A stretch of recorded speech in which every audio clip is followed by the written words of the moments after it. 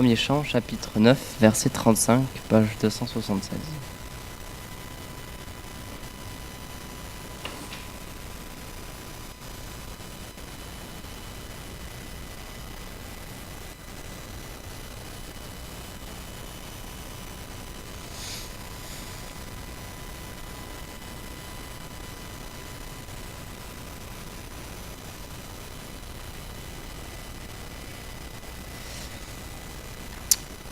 Om Namo 276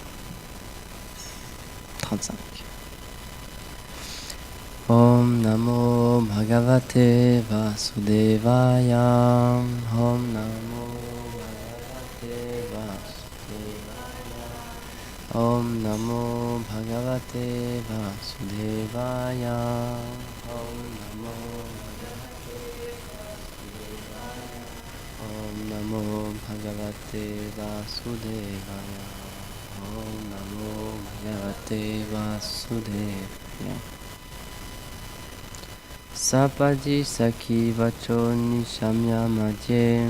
Sapaji Saki Vacho Nishama Maje. Nija Parayol Balayoratam Nivesha. Nija Parayol Balayoratam Nivesha. Stitavati Parasainukayorakshinam.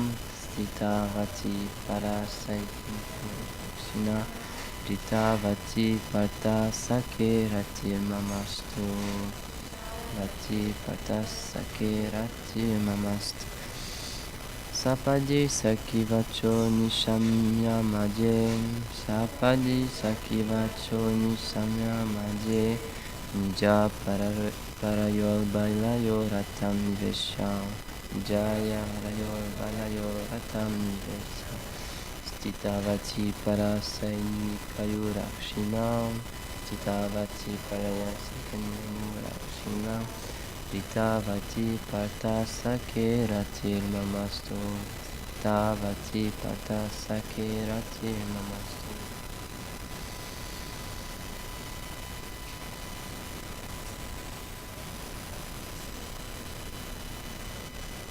Sapadi Saki Vacho Nishama Maje.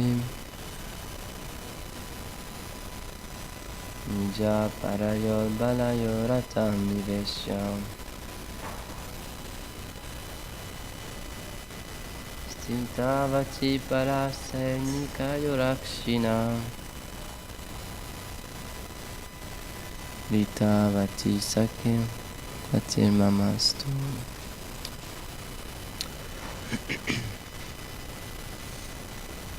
Un Prabhu.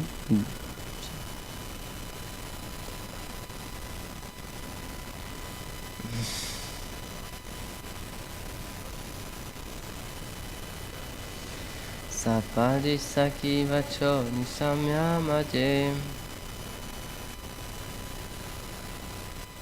Nija Parayol Balayo Ratam Nivesha.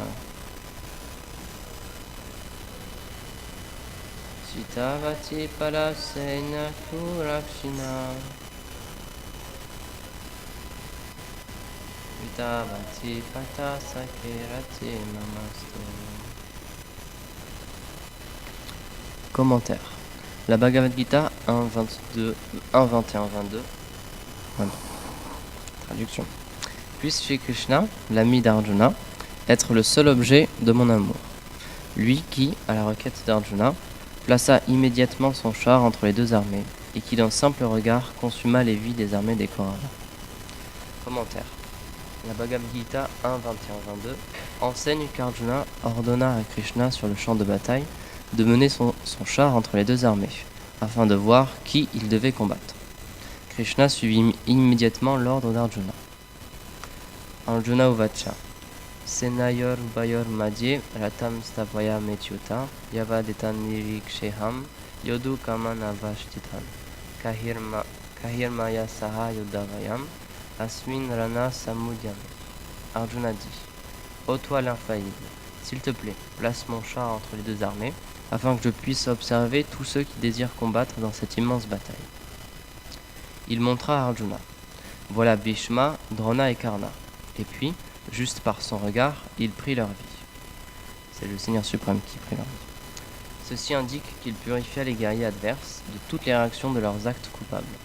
En effet, il est dit dans le verset 1.9.39 Yam iha nirikshya hata gata svarupam.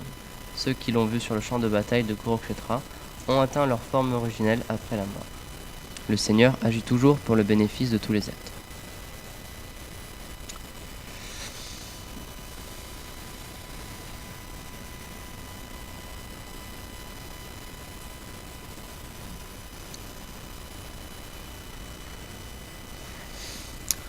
Om Gyanati Mirandasya Gyananjara Salakaya Chakshulun Militam Yena Tasmai Shri Gurave Namaha Jaya Shri Krishna Chaitanya Prabhu Nityananda Shri Advaita Gadadhar Shivasari Gaura Bhakta Vrinda Hare Krishna Krishna Krishna Hare Hare Hare Rama Rama Rama Hare Hare Panchakalpatarubhyascha kripa sindhubhya eva cha patitanam pavanebhyo vaishnavebhyo namo namaha Vrindaye tulasi divyaye priyaye kesava sacha Krishna bhakti padidevi satyachay namo namaha. Mes hommages à tous les dévots présents ici et à ceux qui nous regardent sur internet. Donc je pense que j'ai déjà lu ce verset du Srimad Bhagavatam pendant une classe, parce que le sanskrit ça me dit quelque chose, je sais que j'avais galéré aussi à le lire, donc je pense que j'ai déjà lu celui-là. Et c'est intéressant parce que donc c'est hier j'ai parlé avec une personne qui est venue au monastère pour un peu découvrir ce qu'on fait, pour discuter avec nous, et on a parlé exactement de ça. Donc en fait ce verset c'est exactement le point dont on a parlé.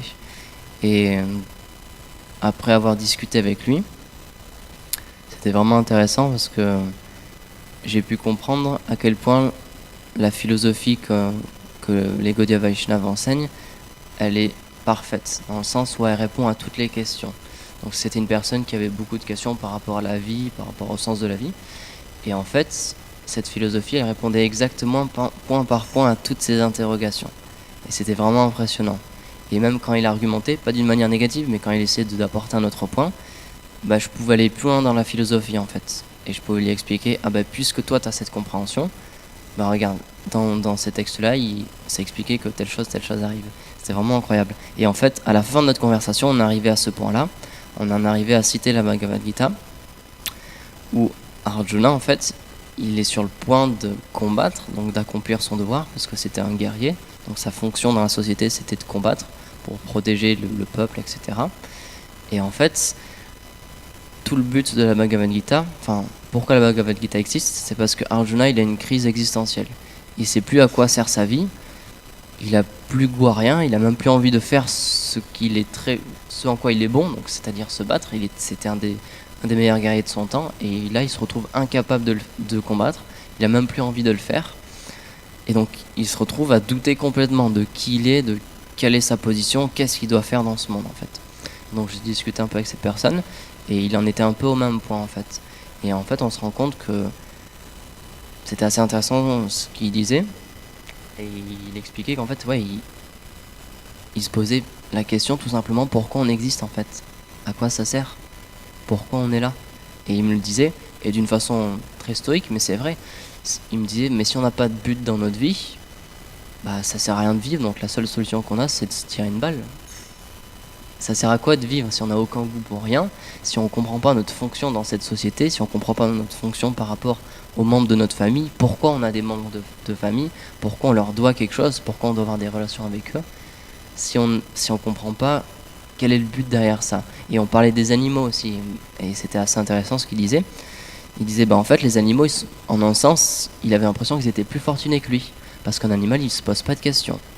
Un animal, juste, il vit. Il mange, il se reproduit, il dort et il se défend. Et voilà. Il se pose pas de questions. Il se pose pas des questions philosophiques, il se pose pas des questions existentielles, il n'a pas des envies de suicide, il n'a pas envie de débattre sur l'existence du monde, etc. Non, juste, il fait sa vie. Et dans ce sens-là, Il y a une expression en français, je me rappelle plus, mais c'est en gros ça glorifie la position des ignorants, c'est béni sur les ignorants ou quelque chose comme ça, je sais plus. Je crois que c'est ça. Ça me dit quelque chose. Je sais plus exactement, j'essaierai de retrouver. Mais en gros, c'est vrai, quand quelqu'un est ignorant, quand on se pose pas de questions, on a l'esprit beaucoup plus tranquille. C'est un peu comme dans le film Matrix, c'est la même chose. Une fois qu'on a vu la réalité, une fois qu'on a vu quelque chose, on peut pas l'oublier.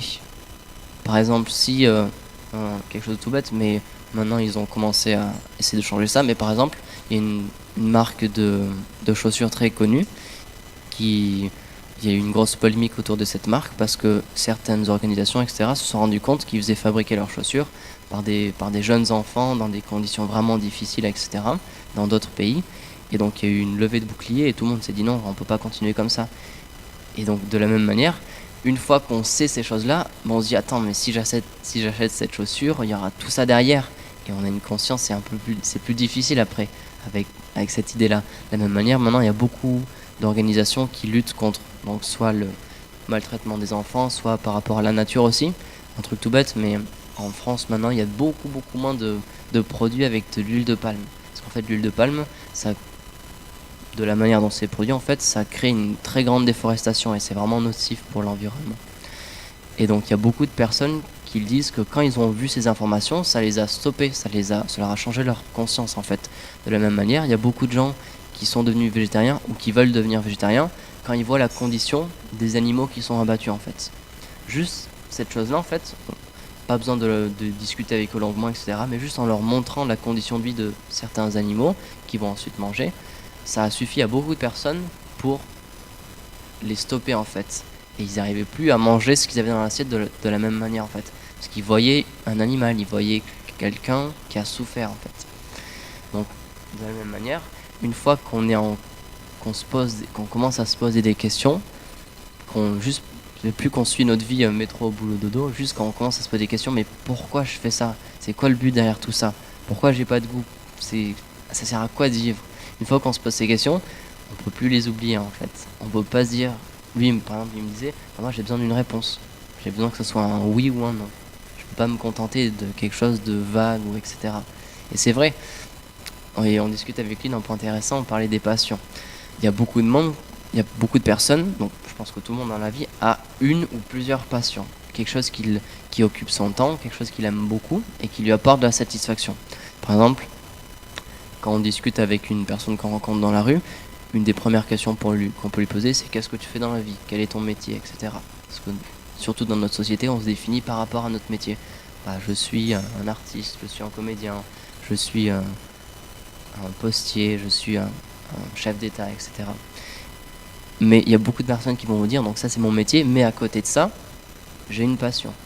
Et il y a beaucoup de monde, j'ai déjà entendu ça beaucoup de fois, des personnes qui m'ont dit que sans ma passion, je pourrais pas vivre en fait. Si j'avais juste mon travail, c'est pas assez, j'ai besoin de ma passion pour me défouler, pour prendre du temps pour moi, etc.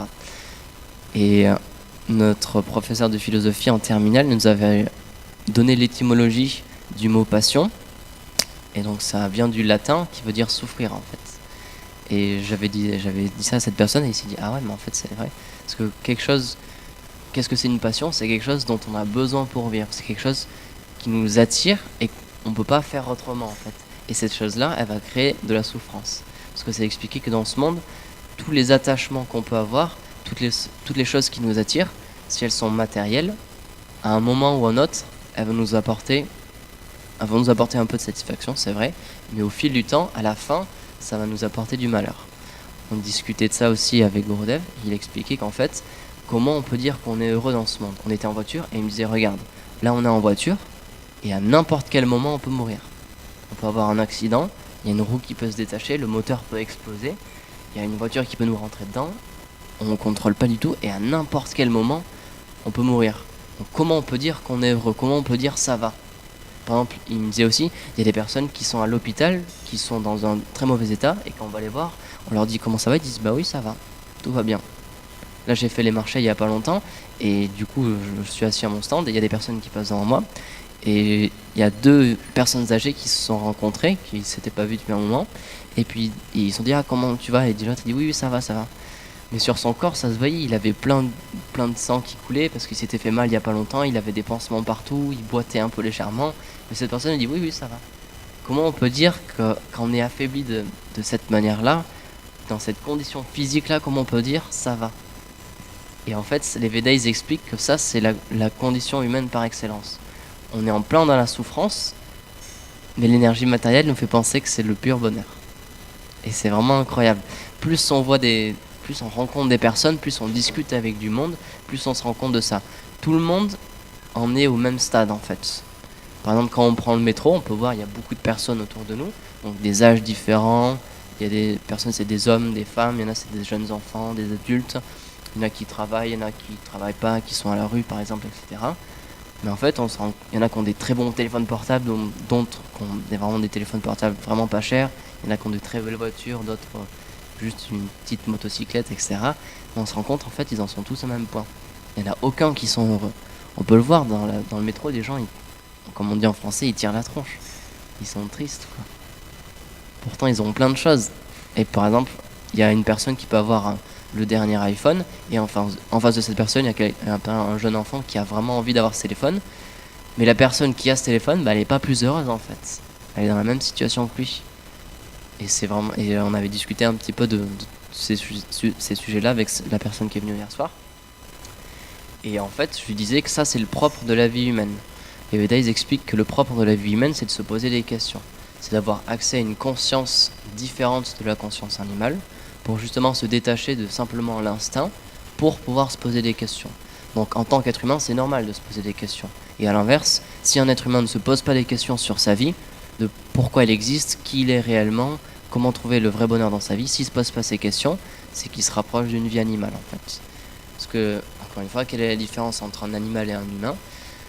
Les humains, ils font la même chose que les animaux, c'est-à-dire ils se défendent, ils se nourrissent, ils s'accouplent et ils dorment. Mais la seule chose qu'ils peuvent faire en plus des animaux, c'est se poser des questions. Avoir une conscience différente. Se dire pourquoi je suis là en fait. Pourquoi je suis un être humain. Quelle est ma place. Et de choisir sa place en fait. On discutait de ça aussi. Il disait qu'un point qui l'avait beaucoup intéressé dans les philosophies orientales, c'est qu'il y avait la question du libre arbitre.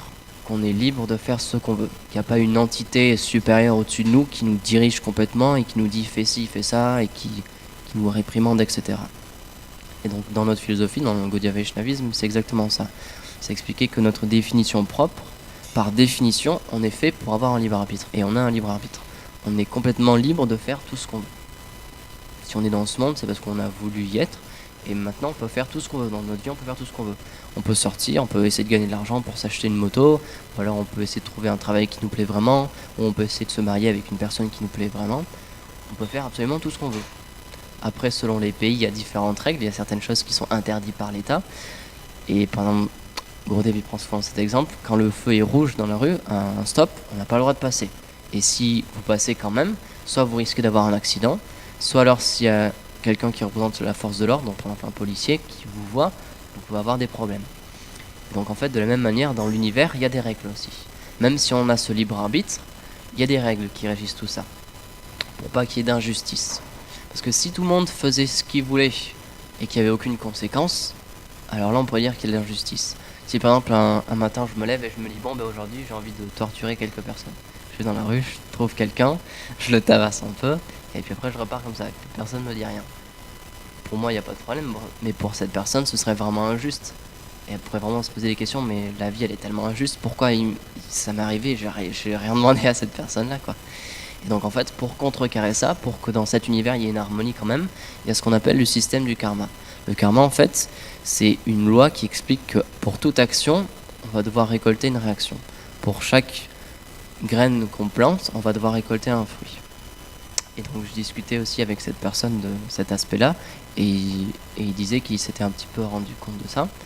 Et un point intéressant que les Védas expliquent, c'est que la situation qu'on est en ce moment, là, ce qu'on est en train de vivre, c'est parce qu'on l'a planté en fait dans le passé. C'est juste un fruit qu'on est en train de récolter. Et il me partageait, il me disait, il n'y a pas longtemps j'étais avec un ami, on était tous les deux dans la rue, et il s'est mis à pleuvoir. Et cet ami s'est mis vraiment à pester, il s'est vraiment mis en colère, il dit ah je déteste la pluie, j'en ai marre et tout, j'aime vraiment pas ça. Mais vraiment, et son ami, il a vraiment vu que c'était une réaction trop forte, quoi, juste pour simplement de la pluie. Et donc lui a dit, mais ça sert à quoi de faire ça? La pluie, elle est là quand même, que tu le veuilles ou non, que tu l'aimes ou non, la pluie, elle est là. Et donc en fait, je lui ai partagé que c'est exactement ça. En fait, l'environnement qui est autour de nous, on peut pas le contrôler. S'il pleut, si on a un accident de voiture, si on a quelqu'un qui nous escroque par exemple ou qui nous vole de l'argent, ça on peut rien y faire en fait. C'est quelque chose qu'on a planté dans le passé, qu'on est en train de récolter. Donc la seule chose qu'on peut vraiment faire avec notre libre arbitre, c'est de décider comment on réagit. Et je lui ai partagé ça, il m'a dit bah oui c'est vrai parce que j'ai vu que mon ami il avait le choix en fait. Soit il pouvait vraiment être en colère contre la pluie et se mettre dans une très mauvaise humeur et vraiment se dire mais j'aime vraiment pas ça et se sentir mal au fond de lui. Soit il pouvait juste l'accepter, comme lui il l'avait fait en fait, et ne plus être affecté par cette chose-là. Et donc dans ce monde-là c'est le seul choix qu'on a en fait. L'environnement qu'on a autour de nous on peut pas le contrôler. La situation financière, émotionnelle, amoureuse qu'on a en ce moment on peut pas la contrôler. Parce que c'est quelque chose qu'on a planté. C'est juste une réaction qu'on est en train de récolter. Par contre la seule chose qu'on peut faire, c'est de décider est-ce que je veux prendre ça du côté positif ou du côté négatif. On prend souvent cet exemple, quand quelqu'un nous insulte, on a le choix. Soit on donne une puissance à cette personne-là et on lui permet de nous toucher, soit alors on se ferme entre guillemets et on se laisse pas toucher dans notre faux ego. C'est un truc tout simple, si quelqu'un nous dit quelque chose, si quelqu'un nous insulte, c'est juste des mots, ça peut pas nous toucher dans notre cœur, ça peut pas toucher notre intérieur, ça peut pas toucher notre intelligence ou ce qu'on peut ressentir. C'est seulement si on donne une puissance à cette personne, si on accepte qu'elle nous touche, à ce moment-là, oui, on va pouvoir ressentir quelque chose. Et ça, c'est quelque chose qui est communément admis, même dans la psychologie, même dans le développement personnel. Par exemple, il y a une partie un sujet dans le développement personnel qui est touché souvent, c'est le statut de victime. Qu'est-ce que c'est une victime en fait et par certains exercices, en fait, on se rend compte que quelqu'un qui est une victime, c'est qu'il a décidé d'être une victime. Encore une fois, la puissance qu'on a à propos de notre environnement, c'est qu'on peut le laisser nous influencer ou non. On peut se laisser influencer par notre environnement, ou alors on peut refuser ça. On peut se laisser, par exemple, comme cette personne, on peut vraiment se laisser influencer par la pluie et ressentir des émotions vraiment négatives et être touché, entre guillemets, par la pluie.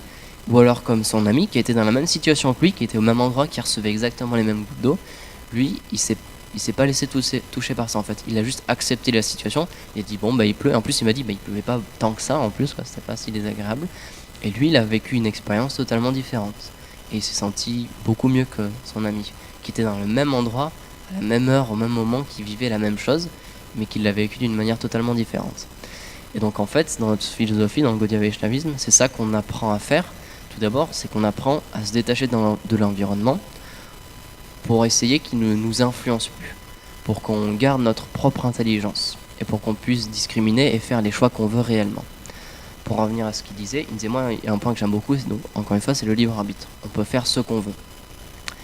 Et du coup, j'ai développé un peu le sujet et je lui ai expliqué qu'en fait, justement à cause du karma, on ne peut pas vraiment faire ce qu'on veut. Par exemple, il m'expliquait, moi dans ma vie, bon, il me donnait des détails, je ne vais pas les dire, mais il me disait moi je suis comme ça, j'ai besoin de ça pour être heureux, etc. Et il disait mais en fait je comprends pourquoi.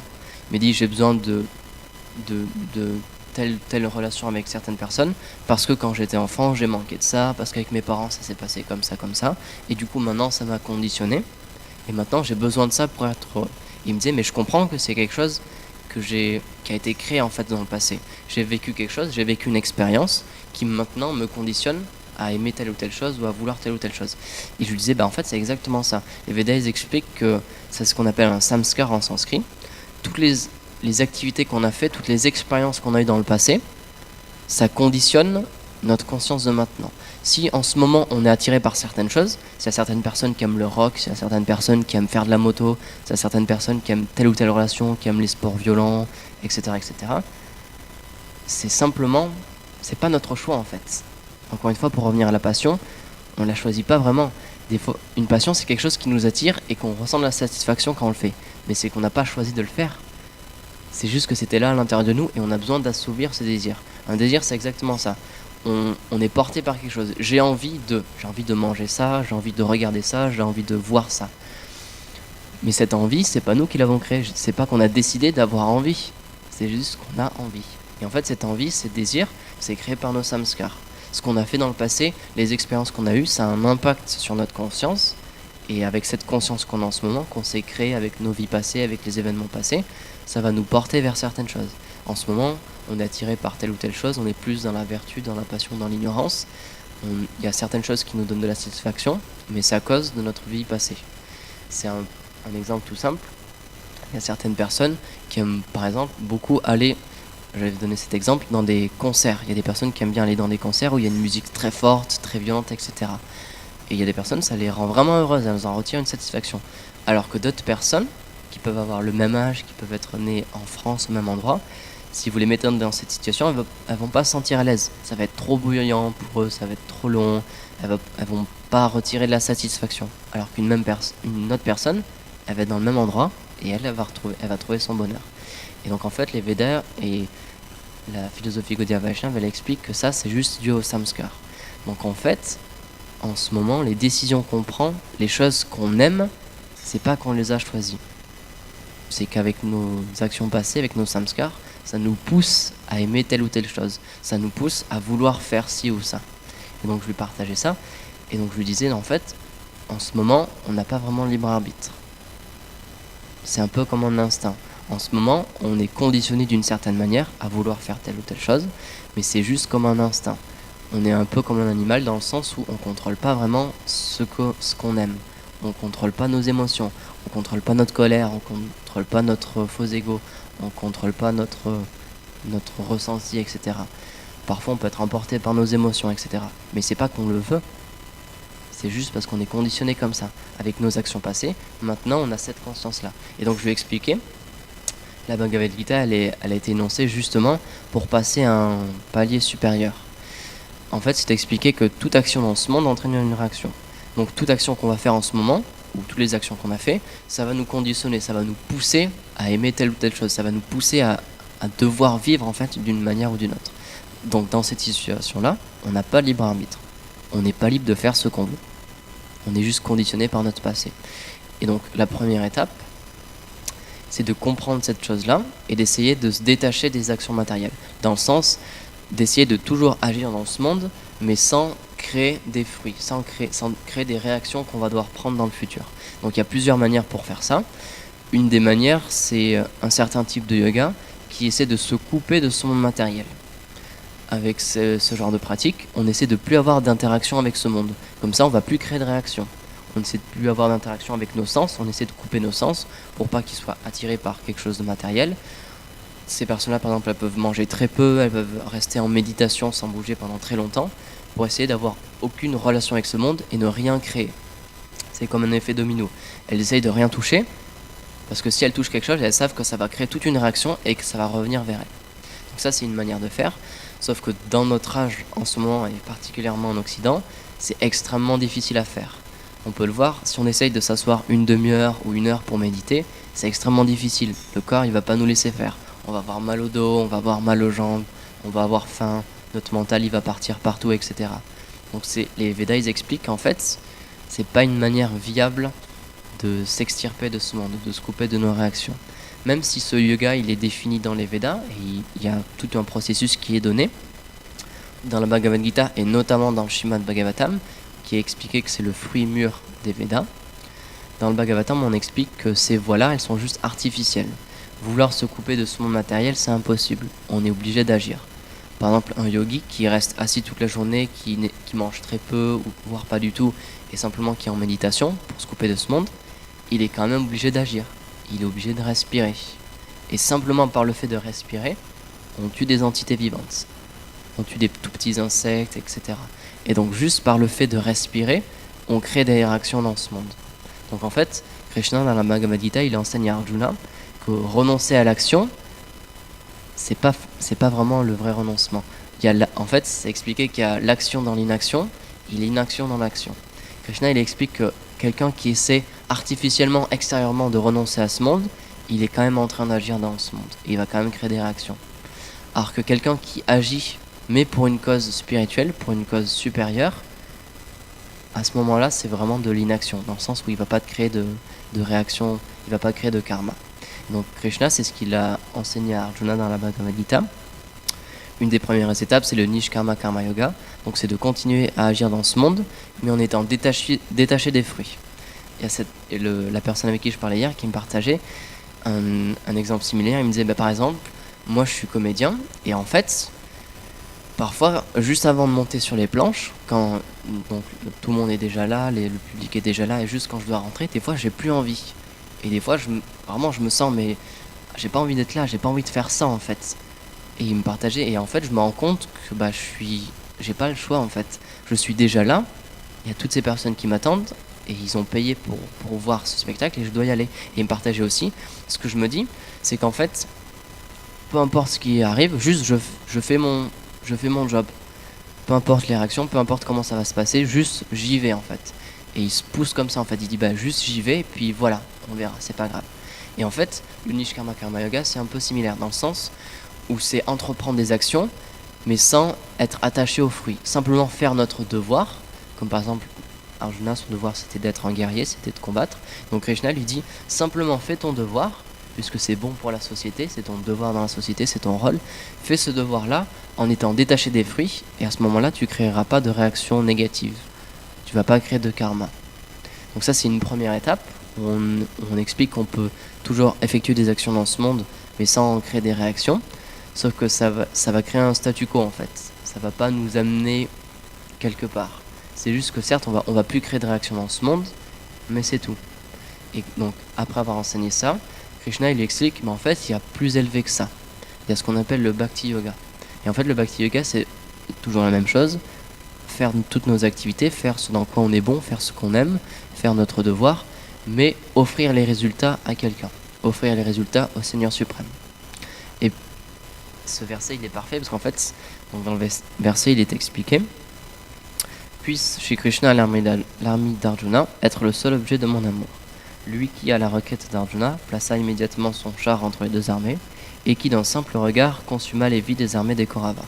Dans ce verset, c'est expliqué que c'est Krishna lui-même qui a tué toutes les personnes. C'est lui qui a pris la vie des ennemis d'Arjuna. Et je discutais de ce point avec la personne, et il me disait qu'en fait, il s'était rendu compte de ça. Il s'était rendu compte que dans ce monde, on ne contrôle pas grand-chose en fait.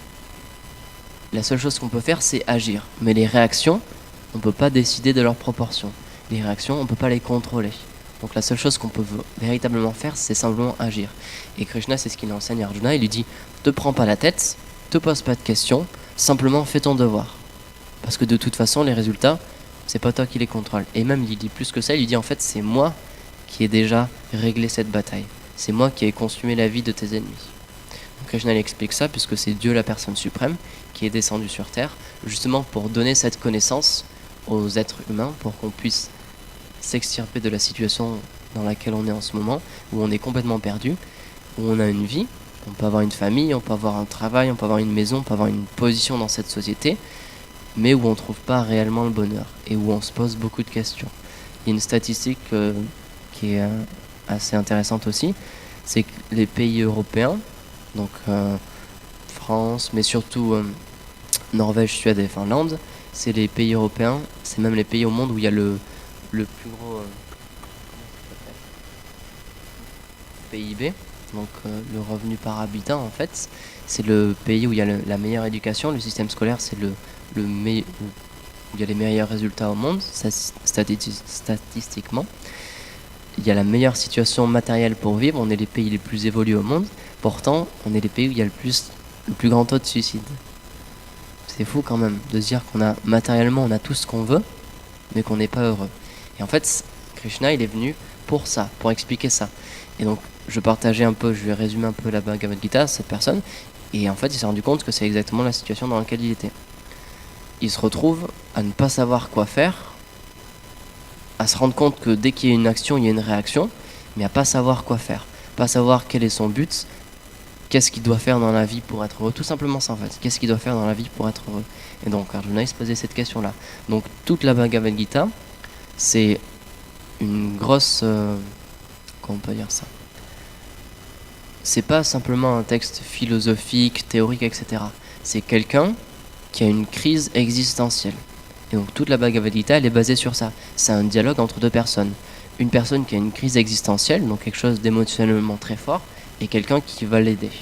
Et donc c'est pas juste un texte religieux, dans le sens où c'est pas juste un texte philosophique sec, où il y a des vérités qui sont énoncées comme ça. Non, c'est de l'humain. C'est deux personnes qui discutent, parce qu'il y a une d'entre elles qui est complètement perdue, qui a plus aucun sens dans sa vie, qui sait plus quoi faire, et qui se sent vraiment mal à l'intérieur d'elle. Et donc Krishna, encore une fois, il est venu pour ça, pour permettre aux personnes qui sont vraiment perdues de trouver une solution. Et il y a pour terminer, c'est quelque chose qu'il faut vraiment prendre conscience, c'est que tant qu'on ne se rend pas compte qu'on a un problème, on va jamais pouvoir changer. Tant qu'on se pose pas de questions sur pourquoi on ressent telle ou telle chose, pourquoi on est contrôlé par nos émotions, pourquoi on est attiré par telle ou telle chose, tant qu'on se pose pas cette question, on va pas pouvoir essayer de trouver une réponse. C'est tout bête, mais c'est vraiment important. Donc encore une fois, cette Bhagavad Gita, elle a été énoncée de telle manière parce que c'est quelqu'un qui se pose des questions. C'est pas seulement un texte philosophique où c'est un auteur qui parle à la troisième personne, qui explique le monde c'est comme ça, blablabla, il faut faire ça, ça, ça. Non, c'est quelqu'un, un humain, qui se sent mal et qui pose des questions à une autre personne. Et donc de cette manière-là, c'est beaucoup plus accessible. Parce qu'on se rend compte, bah ouais, c'est un aspect pratique. C'est pas seulement théorique, c'est pas juste de la théologie. C'est une réponse à la vie en fait. C'est de la psychologie en fait. Comment vivre dans ce monde, comment se sentir bien dans notre corps, tout simplement. Comment être bien en tant qu'être humain. Et la Bhagavad Gita, elle va plus loin, elle nous explique comment être bien en tant qu'âme. Parce que la Bhagavad Gita, le but de la Bhagavad Gita, c'est ça en fait, c'est de poser certaines vérités par rapport à ce monde, expliquer la loi du karma, etc. Et notamment expliquer Jiva Tattva. Donc c'est la connaissance à propos de l'âme. Expliquer en fait, Krishna il explique à Arjuna, tu es une âme spirituelle et toutes les personnes qui sont en face de toi, comme toutes les personnes qu'il y a dans ton camp, c'est des âmes spirituelles. Donc en fait, elles n'ont rien à voir avec ce monde. Elles sont dans cette situation-là, elles ont tel ou tel corps en ce moment, mais c'est pas leur véritable identité. Et il lui explique, et c'est pour ça en fait que tu es dans la confusion. C'est pour ça que ton mental est en train de te contrôler. C'est pour ça que tu te sens mal. C'est parce que tu n'as pas conscience de ça. Tu es identifié en tant que ce corps, mais tu n'es pas identifié en tant qu'une âme. Tu as oublié que tu es une âme spirituelle. Et en fait, c'est notre problème dans ce monde. Dans ce monde, on est schizophrène. On pense qu'on a un corps matériel, on pense qu'on a un homme qui a tel âge, qui est né à tel endroit, qui aime telle chose, qui est fait pour telle chose, qui n'arrivera jamais à faire telle ou telle chose dans sa vie. Mais ça, c'est juste une idée, c'est juste une conception. C'est pas notre véritable identité. Même quelque chose de tout bête, comment on peut penser une seule seconde qu'on est ce corps, alors que ce corps, il est tout le temps en train de changer. Par exemple, on dit, moi, je m'appelle un tel, Monsieur Dupont, et j'ai 35 ans. Sauf que dans un an, la même personne va vous dire je m'appelle Monsieur Dupont et j'ai 36 ans. Donc notre identité elle change toujours, même notre nom il change. Par exemple quand on se marie, on a le droit de changer notre nom. Même dans certains pays, on a le droit de changer toutes nos identités, on a le droit de changer de prénom, de nom de famille, etc. Donc notre identité matérielle, elle change tout le temps. À un moment on va être quelqu'un qui n'a pas de travail, ensuite on peut être président de la République, on peut être un prince, et puis après dans la même vie on peut être quelqu'un qui est totalement déchu, qui a perdu tout son argent, qui est rejeté par sa famille, etc. Donc notre identité matérielle, c'est comme un jeu d'acteur en fait, on peut en changer de tellement de manières. Donc c'est juste quelque chose qui va, au bout d'un moment, qui va changer, qui va disparaître. Et donc la Bhagavad Gita, ça pousse à ça, à comprendre quelle est la chose qui ne bouge pas, quelle est notre réelle identité. On va enlever tout ce qui est fluctuant, tout ce qui peut changer, pour trouver notre essence. Et dans les études d'anthropologie que j'ai fait en France, c'était exactement ça. Dans notre université, en fait, dans l'université de Toulouse, c'était un cursus qui était cohabilité par l'EHESS, qui est l'école des hautes études en sciences sociales, qui est une grande école, comme on dit, parisienne.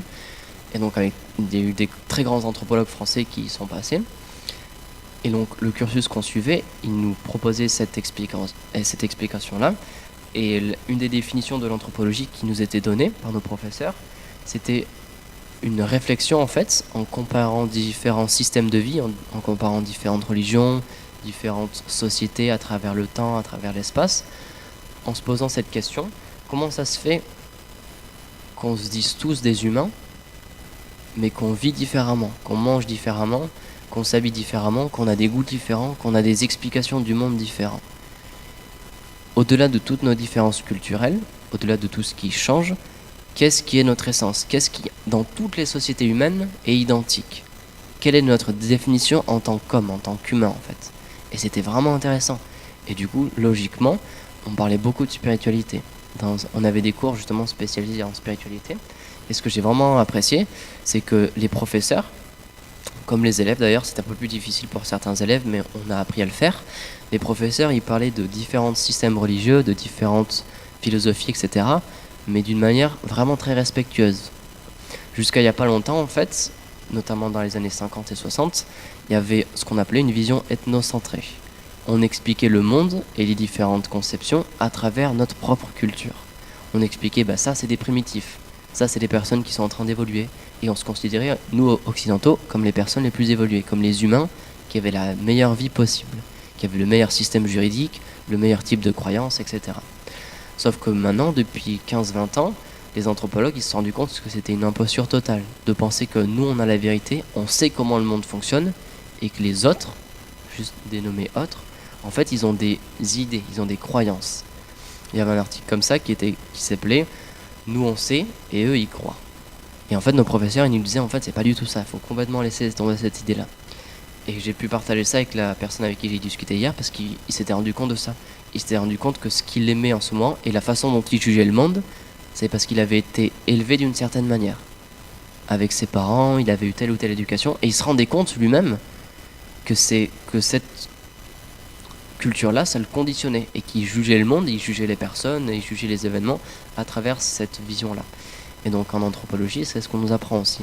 On nous dit qu'il faut être objectif. Il faut essayer de comprendre qu'on a juste une vision du monde, mais que c'est pas forcément la seule qui est véritable.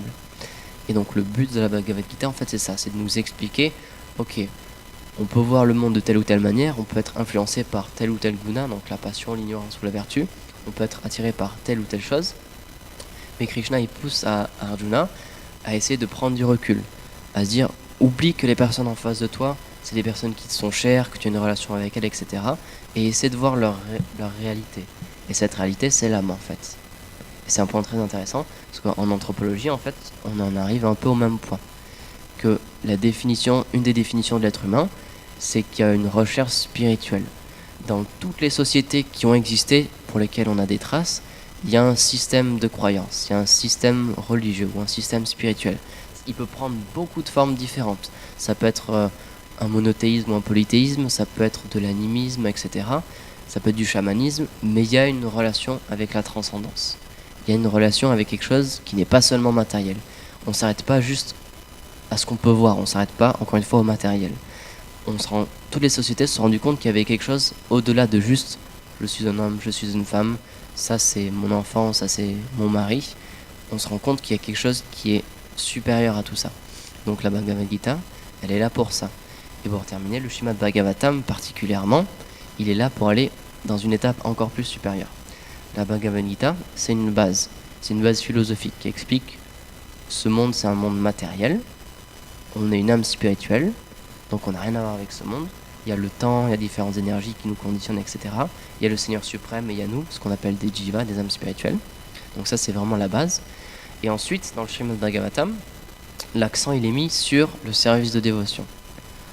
Et le Srimad Bhagavatam, il explique surtout dans les premiers chapitres, en fait, toutes les autres voies de réalisation personnelle, en fait, toutes les autres formes de yoga, elles sont complètement détruites. Même si elles sont toutes comprises dans les Védas, c'est expliqué que le fruit, en fait, des Védas, le but des Védas, c'est de connaître Dieu, la personne suprême. Et que toutes les voies qui sont citées dans les Védas à un moment ou à un autre, si c'est pas le service de dévotion, c'est juste des voies auxiliaires, dans le sens où elles permettent d'atteindre un jour cette position-là. Par exemple, c'est expliqué, il y a un verset dans la Bhagavad Gita qui explique donc qu'un gyani, quelqu'un qui a le cœur pur, quelqu'un qui peut voir l'âme partout, donc quelqu'un qui a atteint la perfection dans cette voie spirituelle qui est le Jnana Yoga, qui peut se rendre compte qu'il n'est pas encore matériel mais qu'il est une âme spirituelle et qui se rend compte que toutes les entités autour de lui, c'est une âme spirituelle. Après des millions d'existences passées dans cette condition-là, après avoir atteint ce stade-là, il peut devenir un dévot. Il peut commencer le Bhakti Yoga. Donc c'est pour ça que le Bhakti Yoga, c'est quelque chose d'extrêmement élevé. C'est le but des Védas, en fait, même si c'était caché, et c'est pour ça que le Srimad Bhagavatam a été énoncé, pour révéler la véritable essence des Védas. Parce que jusque-là, Vyasadeva, en fait, qui a expliqué les Védas, qui les a mis par écrit il y a à peu près 5000 ans, il avait parlé de beaucoup de choses, de toutes ces voies philosophiques, mais il n'avait pas expliqué quel était le but des Védas. Et donc son maître spirituel, Narada Muni, lui a dit, en fait, tu es en train d'égarer tout le monde. Tu parles de plein de voies de réalisation personnelle, tu es en train de parler de plein de formes spirituelles différentes, de plein de yogas différents, mais toutes ces choses-là, elles sont matérielles, dans le sens où elles ne permettent pas de réellement se libérer. Comme quelqu'un, on a pris l'exemple, quelqu'un qui essaie de ne pas agir pour se couper de ses réactions et pour se couper de ce monde, en fait, le Srimad Bhagavatam et la Bhagavad Gita, elles expliquent qu'il est quand même en train d'agir et que c'est juste un renoncement extérieur. Et donc ce qu'on fait en tant que Gaudiya Vaishnava, en tant que Bhakta, en tant que dévot du Seigneur, c'est ce qu'on appelle le Yukta Vairagya. C'est le véritable renoncement, c'est engager toutes les choses, engager toute notre vie, continuer à vivre dans ce monde, continuer à avoir des relations dans ce monde, continuer à avoir des objets matériels, mais en les offrant au Seigneur suprême. Continuer à agir, mais en offrant nos efforts au Seigneur suprême. En étant détaché de nos actions, en fait, en étant détaché des fruits, simplement agir pour son plaisir. Et c'est un truc qui est tellement simple, en fait. Je discutais avec cette personne et il se disait, mais en fait, le but de tout le monde, c'est juste simplement d'être heureux. On cherche tous le bonheur, on cherche tous l'amour. C'est quelque chose d'extrêmement simple. Et donc ce service de dévotion, il s'appelle le Bhakti Yoga parce que c'est le yoga de l'amour. Et c'est quelque chose d'extrêmement simple, c'est qu'il propose d'engager toutes nos actions, mais de l'offrir à quelqu'un qui va pouvoir réciproquer avec nous pleinement. Quelqu'un qui va pouvoir nous donner un amour qui va nous satisfaire totalement. Et c'est quelque chose qu'on est tous à la recherche de ça. On cherche tous une personne avec qui on peut vivre notre vie, avec qui on peut dévoiler notre cœur, avec lequel on sait qu'on va avoir un échange, avec lequel on sait qu'on peut avoir confiance, qui va pas nous trahir et qui va nous apporter un soutien moral quand on va se sentir mal, qui va nous apporter une situation même extérieure positive, une situation matérielle stable, etc. Et donc le service de dévotion, il propose ça en fait. La véritable façon de s'extirper de ce monde matériel, où la seule chose qu'on connaît si on est attaché aux objets matériels, c'est la souffrance. Un moment ou un autre, ça va nous faire souffrir. Le seul moyen de se détacher de ce monde, c'est en s'attachant au Seigneur suprême, à Dieu la personne suprême. Et donc, on peut se poser la question, pourquoi il y a tant de voies spirituelles qui existent? C'est simplement pour permettre à différentes personnes qui ont différentes envies, différentes conditions, qui ont un degré différent d'abandon envers le Seigneur suprême, de se connecter avec lui, d'une manière ou d'une autre. Et donc pour terminer, cette personne-là me demandait, moi je suis d'autres principes philosophiques, d'autres principes spirituels, mais est-ce que je peux quand même venir ici? Est-ce que ça va pas déranger?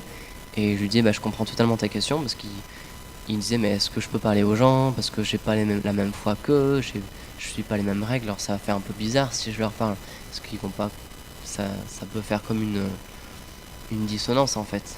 Et donc je lui disais, il y a pas du tout de souci parce que nous, dans notre voie spirituelle, c'est ce qui est expliqué, c'est que toutes les voies authentiques, elles ont le même but en fait. Elles sont données à des personnes différentes parce que ces personnes, elles ont des besoins différents et c'est pour respecter leur libre arbitre.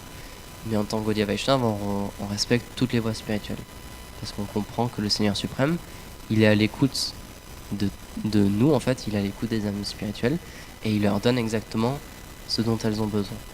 Donc toutes les voies spirituelles authentiques, elles sont bonnes et on peut les pratiquer. Mais le Srimad Bhagavatam, il est là pour expliquer quel est le fruit mûr en fait de toutes ces voies, quel est le but de toutes ces voies-là. Et donc, c'est un moyen très simple d'obtenir cette voie spirituelle et de pratiquer cette voie spirituelle en fait, c'est à travers le chant des saints noms. Comme on le disait tout à l'heure, différentes pratiques spirituelles, on doit faire des ascèses, on doit renoncer à ce monde, on doit se mettre dans des conditions physiques extrêmement difficiles, ou alors on doit chanter des mantras très complexes pendant longtemps, en respectant certaines règles, etc. Alors que nous, dans le Bhakti Yoga, on demande une chose très simple, c'est juste de chanter les saints noms. Et donc c'est expliqué que c'est la voie de réalisation par excellence dans cet âge de Kali. Parce c'est extrêmement difficile, même de seulement rester assis, je commence à avoir mal, mais rester assis pendant 45 minutes, c'est extrêmement difficile pour le corps. Donc on n'est pas fait pour faire des longues méditations toute une journée, etc. On est fait pour faire des choses très très simples. Et donc c'est pour ça que le Seigneur suprême nous a donné une voie de réalisation extrêmement simple, qui est de seulement chanter ses saints noms. Offrir notre vie en lui offrant un service, et simplement chanter ses saints noms et partager ses gloires. sous la forme par exemple du Srimad Bhagavatam, etc. Donc je vous remercie de m'avoir aidé à faire ce service, parce que ça expliquait que parler des gloires du Seigneur suprême et les écouter aussi, c'est un service. Et juste par cette simple activité, juste rester assis et discuter ou entendre parler des gloires du Seigneur suprême, petit à petit, ça va faire changer notre conscience et on va voir le monde différemment. Et on va pouvoir goûter au monde d'une manière différente. Donc voilà, je vous souhaite une bonne journée. God Manande, Liwan.